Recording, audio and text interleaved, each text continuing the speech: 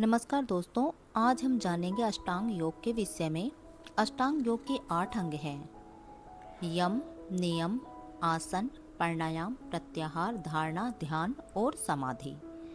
जो सबसे पहला है अंग है यम। उसके 5 भाग हैं, जिनमें पहला है अहिंसा। बिना कारण मन वचन व कर्म द्वारा किसी भी प्राणी को किसी भी तरह का कष्ट न पहुंचाने की भावना एवं समस्त प्राणी मात्र से प्रेम होना अहिंसा है। दूसरा है सत्य। जैसा मन ने समझा, आंखों ने देखा तथा कानों ने सुना, वैसा ही कह देना सत्य है। सत्य की अनिवार्य शर्त यह है कि उस सत्य से सबका भला होना चाहिए। तीसरा है अस्तेय। मन वचन कर्म से चोरी न करना, दूसरों के धन का लालच न करना और दूसरों के सत्व को ग्रहण न करना अस्तेय है। चौथा है ब्रह्मचर्य। समस्त इंद्रियों का संयम करना, खासकर मन, वाणी और शरीर से।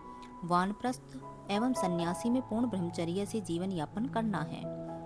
पांचवा है अपरिग्रह। जरूरत से अधिक वस्तुओं का संग्रह न करना ही अपरिग्रह है। अष्टांग योग का जो दूसरा अंग है वह है नियम। नियम के भी 5 प्रकार हैं, जिनमें पहला है शौच। शरीर एवं मन की पवित्रता शौच है। शरीर को स्नान, सात्विक भोजन, प्रक्रिया आदि से शुद्ध रखा जा सकता है। मन की अतः शुद्धि राग द्वेष आदि को त्याग कर मन की वृत्तियों को निर्मल करने से होती है। दूसरा है संतोष। अपने कर्तव्य का पालन करते हुए जो प्राप्त हो उसी से संतुष्ट रहना या परमात्मा की कृपा से जो मिल जाए उसे ही प्रसन्नता पूर्वक स्वीकार करना संतोष है। तीसरा है तप। सुख दुख, सर्दी गर्मी, भूख प्यास आदि द्वंद्वों को सहन करते हुए मन और शरीर को साधना तप है। चौथा है स्वाध्याय। विचार शुद्धि और ज्ञान प्राप्ति के लिए विद्याभ्यास, धर्म शास्त्रों का अध्ययन, सत्संग और विचारों का आदान प्रदान स्वाध्याय कहलाता है। पांचवा है ईश्वर पाणिधान। मन वाणी कर्म से ईश्वर की भक्ति और उसके नाम रूप गुण लीला आदि का श्रवण, कीर्तन, मनन और समस्त कर्मों का ईश्वर अर्पण पाणिधान है। अष्टांग योग का जो तीसरा अंग है वह है आसन। उच्च प्रकार की शक्ति प्राप्त होने तक नित्य प्रति शारीरिक और मानसिक आसन करने पड़ते हैं।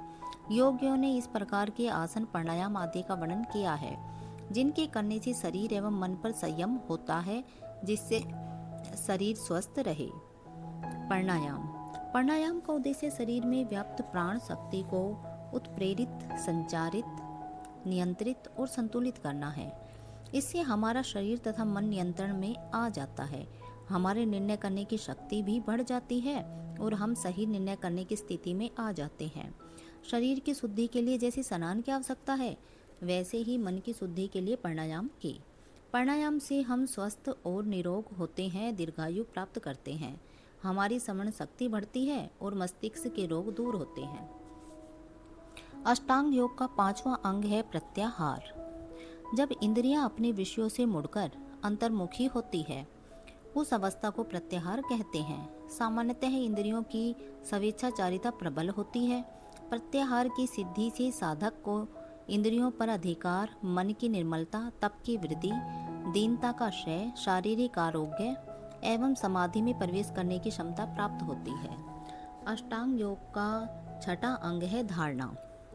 स्थूल व सूक्ष्म किसी भी विषय में अर्थात हृदय, भ्रुकुटी, जिह्वा, नासिका आदि आध्यात्मिक प्रदेश आदि बाह्य विषयों में चित्त को लगा देने को धारणा कहते हैं। यम, नियम, आसन, प्राणायाम आदि के उचित अभ्यास के पश्चात यह कार्य सरलता से होता है। प्राणायाम से प्राण वायु और प्रत्याहार से इंद्रियों के वश में होने से चित्त में विक्षेप नहीं रहता। फलस्वरूप शांत चित्त किसी एक लक्ष्य पर सफलतापूर्वक लगाया जा सकता है। अष्टांग योग का 7वां अंग है ध्यान। ध्यान का तात्पर्य है वर्तमान में जीना। वर्तमान में जीकर ही मन की चंचलता को समाप्त किया जा सकता है, एकाग्रता लाई जा सकती है। इसी से मानसिक शक्ति के सारे भंडार खुलते हैं।